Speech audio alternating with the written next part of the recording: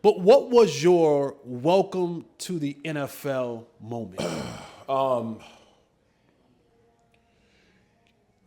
Well, one, I think the first one, like just going into one-on-one, because I didn't go and do anything during the offseason. I didn't show up because I had a contract issue because of injury clause. It was an injury clause in there, which basically if I wanted to go get hurt, if I got hurt, then they wouldn't have to pay me, right? So they want to change the language, and we just decided to hold out.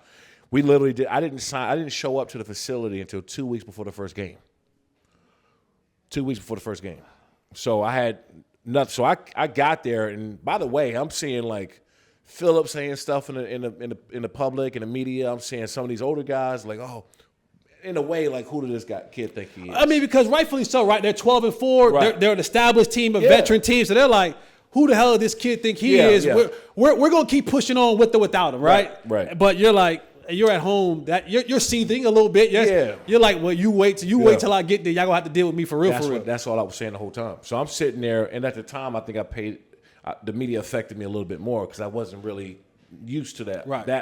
On that scale like that, where Phillip Rivers and some of these older guys like who I'd know and watched for a long time, they're saying something. So in my head, I'm like, okay, the first day I get there, somebody's ass is getting done, right? Like off the break, and that's what ended up happening actually. First day of pads, the first day that I got there, we were in a padded practice, and it was fans there. So everything that I did, I could have walked out and dropped my mouthpiece. People were clapping. Like, they were just like, anything happened out there. I was going through the bag, regular stuff, warming up, and people, they're just going crazy because they haven't seen me the whole entire time. But we got pads on, so I said, whoever in front of me today going to get dealt with. And I don't care who it was. It could have been anybody. And this just happened. I went one-on-ones with Lorenzo Neal. And I was a rookie. Did I just turn 21? Yeah, I literally just turned 21. So I'm really, really young, immature, like in every way that you can think of, right? So I wanted to just bury anybody because I was so mad of everything was said about me, and I couldn't do anything about it because I wasn't there, and they don't know me either. And so I got there. And there's the East Coast in you too. Yeah. There's the East Coast in us that we already walk into a room with a little bit of chip on our shoulder. 100%. That we already walk into a room and it's already like, I don't give who in here, like, what's up? Yes. So we already come into a situation like that's just who we are. That comes with the package. You get us, you gonna get that. Now, of course, you mature, you get older, you kind of humble it and mask it a little bit. But make no mistake about it, we walk into a room as East Coasters and it's like, listen, I'm really good at what I do, so I don't give a damn what y'all talking about. What line up? That's what it was, and off of day one. And I was like such a big fan of Neal, because I watched him block for Corey. I mean, all these 1,000-yard rushers, Eddie George. I've watched, so I knew Lorenzo Neal, but it didn't matter that day who was in front of me, and so I blew Neal up in the one-on-one drills, blew him up. And that joker, I had to deal with Lorenzo Neal on special teams. Yeah, and when I tell you this is. If there is a such thing as a human rock, I found out the hard way. Continue. I found out the hard way. You're right. Continue. That's why I was going with it. Continue. I found out a terrible mistake that I made, terrible one, and I can't. I blew him up in the crowd. Mind you, it's 4,000 or 5,000 fans out there. It was the first day of fans allowed to practice, so I blew him up. And I'm literally stepping over him, and I was feeling myself and all that. I'll go back to around. For the next one up, and there's another running back up there, and Neal grabs him and pushes him out the way. And in my head, I'm thinking like, oh man, I've really made a bad mistake. At that time, I knew in the back of my head that I made a terrible decision. And but you can't back down at that point. It's too late. It's too late. It's too late. At that point in time, and see, that sometimes that happens. Like you'll be in a situation and you'll go, I don't really want to do this, but now I'm at a point of no return. Right. So now it's like, all right, I'm okay. Let's go. All right, let's go. He and that's what I said, man. Because he jumped up, he was like three players behind.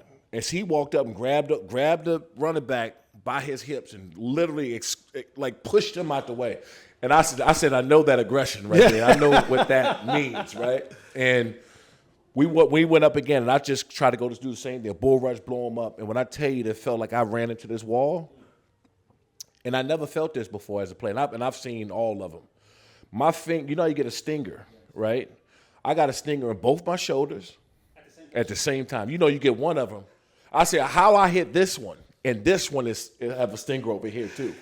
That's the whole nervous system is off. thrown off. Everything was off, and it felt like, and I'm not joking, man, it felt like the blood rushed from here to the back of my body all the way to the front, and my fingertips was numb.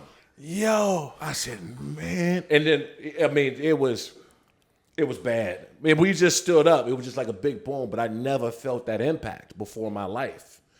And I remember walking back, and I didn't want to show how bad it hurt. Right. But I walked back, and I was discombobulated, spots, fingers. I'm sitting up trying to shake it off. My arms just practically don't even work now at this point. I said, yeah. So after this we did. We created the brother-in-law.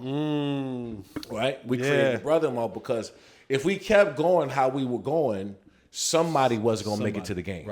Right. And so we actually, anytime there was a near set, he's coming to kick me out. We just stopped about a foot apart. Right. And I got in my gap. He blocked me. We good. Yeah. And the coaches agreed with it. Say, yeah, we don't need that. And for those of you who don't know, the brother-in-law system is like you have an agreement with somebody else on the other side of the ball. Like, listen, we're gonna play fast. We're gonna play hard. But when we get to that moment, let's tone it down. Let's save me. Let's save you. Right. Because we got bigger fish to fry on Sunday. So you'll see that sometimes, and it's mainly with the trench dudes. Yes. It's a trench. It's a trench agreement. It's when you're in those trenches. It's like, and every now and again the heat gets turned up, and you'll have one of those moments.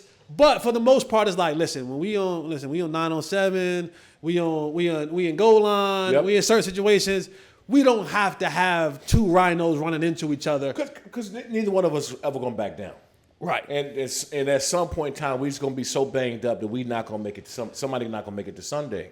And that was the whole thing. But that was a mistake I made that I've never made again, with Lorenzo Neal ever.